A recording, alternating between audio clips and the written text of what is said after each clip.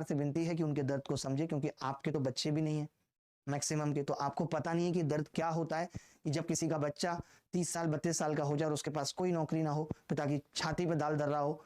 अब बात एक आती है, एक बहुत बड़ा मुद्दा है रेलवे का, कि रेलवे ने 2000, अब मैं थोड़ा गुस्से में भी आ सकता हूं रेलवे वाली बात पे, क्योंकि ऑलरेडी रेलवे बहुत गलत कर चुकी है। 2018 में 26,000 वैकेंसी निकाली और बढ़ा के बाद में वो 64,000 समथिंग कर दी, जिसमें ALP टेक्नीशियन सब था। 6 साल तक कोई वैकेंसी नहीं निकाली। अब जब वैकेंसी आई तो टेक्नीशियन 0 है, केवल 5696 वैकेंसी आई है। आप 6 साल तक कोई वैकेंसी नहीं निकालते तो जो युवा तैयारी कर रहा था वो 6 साल में बुजुर्ग बन चुका है, हालात उसके और खराब हो चुके हैं। आपके हिसाब से तो वो कंपटीशन से बाहर हो चुका है, तो उसको एज रिलैक्सेशन कौन देगा भाई? ये वैकेंसी तो आपकी हर साल निकालने का फर्ज था ना, वो आप नहीं कर पाए। मुझे ये समझ में नहीं आता कि सरकार का ध्यान इन चीजों पे है क्यों नहीं। सरकार आखिर किन चीजों में फंसी हुई है? क्या सरकार की अपनी खुद की सफलता है? आज इतने बूढ़े बूढ़े नेता जिनकी उम्र 60-70 साल हो गई है, उनमें जीत का इतना पैशन है, उनको आज अपने कैरियर की इतनी चिंता है कि यार मैं अगला चुनाव ना हार जाऊं, मेरे कैरियर का क्या होगा। और जो लड़का 25 साल की उम्र में अपनी जवानी सुलगा के बैठा है, लाख रुपए की नौकरी में करोड़ों की जवानी सुलगा रहा है, उसके कैरियर की चिंता कौन करेगा? बाबूजी, तुम्हारे तो पैर कब्र में लटके हैं, फिर भी तुमको ऐशो आराम चाहिए, नए नए कपड़े चाहिए, यार घूमना है भाई को, तो जलवे काटने भाई को। और ये बच्चे, तुम तो उस दौर में भी जिंदगी को जी के निकल चुके हो जैसे भी जीनी थी। तो भाई रेलवे वालों से ये हमारी विनती और रिक्वेस्ट है। वैसे रेलवे सुन भी रही है, जैसा मुझे पता चला कि उन्होंने शिक्षकों को बुलाया भी है बात करने के लिए, कि कोरोना भी बीच में आ गया था, इतना गैप भी हुआ है, तो आपकी ये नैतिक जिम्मेदारी बनती है कि आप एज रिलैक्सेशन दें। लोग 3 साल की डिमांड कर रहे हैं, मैं कहता हूं 6 साल है तो 6 साल की दो। तुम्हारी गलती है कि तुमने बीच में वैकेंसी क्यों नहीं निकाली।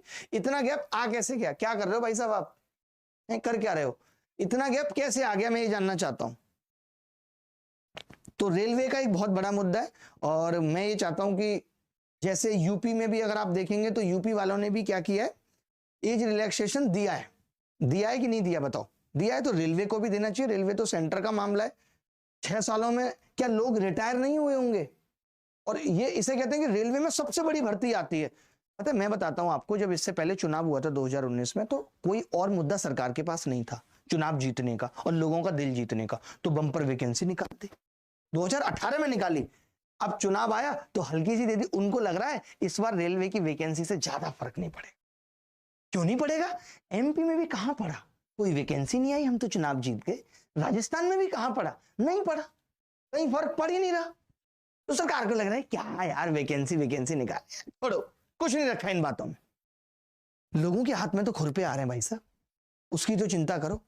तो जितना भी हो सकता है शिक्षकों से भी और बच्चों से भी ये विनती है कि जितना सोशल मीडिया पर ट्विटर कैंपेन कर सकते हैं, ताकि सरकार तक, रेल मिनिस्ट्री तक ये बात पहुंचे और रेल मिनिस्ट्री को जगाने का काम करे। ये काम हम लगातार जारी करते रहेंगे। बाकी हमारी टीम भी ट्विटर पे आप देख रहे होंगे पूरी तरह एक्टिव है, और हम भी लगे हुए हैं कि ऐसा हो, बच्चों के साथ कभी गलत ना हो। क्योंकि ये जो बच्चों के साथ आज गलत हो गई, उनको 60 साल तक वो सफर करेंगे। अच्छी शादी नहीं होगी, पत्नी पूरी जिंदगी ताने देती रहेगी, क्या किया था तुमने। उसको तुम बताओगे कम वैकेंसी आएगी तो कहेगी 2018 में तो बहुत ज्यादा आई थी, तो तुमने क्या उखाड़ लिया था। तो पत्नी के ताने भी जिंदगी भर सुनने। फिर बच्चों को 2 बार पढ़ने के लिए बोल दोगे बेटा पढ़ ले, तो कहे तुम तो बहुत पढ़ गए हो। तो पूरी जिंदगी नरक बन जाती है अगर आपके पास एक नौकरी नहीं है। बहुत मुश्किल हो जाता है जीना। हर कोई गली मोहल्ले में फूफा चाचा साला सब ताने दे के निकल जाते हैं। तो सरकार उसके बाप से पूछे, उसकी माँ से पूछे कि उनके दिल पे क्या बीतती है। और प्रॉपर कैलेंडर निकलना चाहिए, जैसे हर चीज का प्रॉपर कैलेंडर निकलता है। इस तारीख को क्या होगा, उस तारीख को क्या होगा, हर एक बात फिक्स होती है। 1 तारीख को बजट आएगा, 24 मार्च से चुनाव स्टार्ट होंगे, 26 को रिजल्ट आ जाएगा, भाई साहब कहां से लड़ेंगे, बहन जी कहां से लड़ेंगी, लड़ के कब तलाक हो जाएगा, ये सब चीजें फिक्स होती हैं। तो फिर सरकार, रेलवे हो चाहे यूपी वाले हो, ये एग्जाम का प्रॉपर कैलेंडर क्यों नहीं निकाल सकते? निकालना चाहिए, बिल्कुल निकालना चाहिए। और किसी को अगर मेरी बात खराब लग रही है तो ये सब सच है जो मैं कह रहा हूं, और सच कहना कोई बगावत नहीं है। जो भी सरकार गलत करेगी, युवाओं के साथ हम सबका फर्ज है कि बच्चों के लिए लड़ें। इल्जाम चाहे जो लगा लो, हम सच बोलते रहेंगे। वक्त ही बच्चों को बागी बना रहा है, हालात इन्हें जगा रहा है, क्या करे। मुश्किलें मजबूर कर रही हैं बोलने पे, आवाज उठाने पे। पहले लोग इतनी आवाज नहीं उठा रहे थे ना, 2018 में नहीं उठाई उतनी। लेकिन जब आप लगातार गलत करोगे तो सबकी सहने की क्षमता खत्म होती है। और फिर बच्चा हर एग्जाम के लिए लड़ाई क्यों करे? बच्चा पढ़ाई करे या रोज आंदोलन करे, ये बताइए। ये तो सरकार की जिम्मेदारी है। सरकार को हमने चुन के भेजा, उसकी जिम्मेदारी है कि वो सही समय पे अपनी इस प्रजा का पूरा ध्यान रखे। जिसको नौकरी दे सकते हैं उसको नौकरी दे। हर आदमी हम उठाए कहते हैं नौकरी की जरूरत क्या, आत्मनिर्भर बनो। अरे हर आदमी आत्मनिर्भर बन जाएगा, मेरी ये समझ में नहीं आती। तो फिर पार्टियां क्यों बन रही हैं? पार्टियों के नाम पे क्यों चुनाव लड़े जा रहे हैं?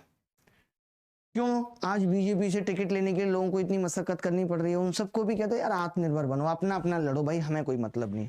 वहां तो आप एकजुटता की बात करते हो कि जब तक 272 लोग नहीं होंगे तब तक आप पीएम नहीं बन सकते। तो आत्मनिर्भर क्या, क्या अकेला पीएम पीएम बन सकता है बिना एमपी के? भाई साहब बताइए। तो वहां आत्मनिर्भरता कहां चली जाती है? आपको भी तो एक टीम की जरूरत है। तो इस सरकारी तंत्र को भी चलाने के लिए एक टीम की जरूरत है। एक टीम ही इसको चला पाएगी। और अगर आप टीम को सही समय पे नौकरी नहीं देंगे, जब उसका दिमाग सड़ जाएगा तब 32 साल की उम्र पे देंगे क्या? 24 साल में उसके दिमाग को जिस डायरेक्शन में चाहते हम ढाल सकते थे और सरकार और इस देश के विकास में उसके दिमाग का इस्तेमाल कर सकते थे, वो हमने नहीं किया। हमने तो उसको 4 साल 5 साल फ्रस्ट्रेट कर दिया।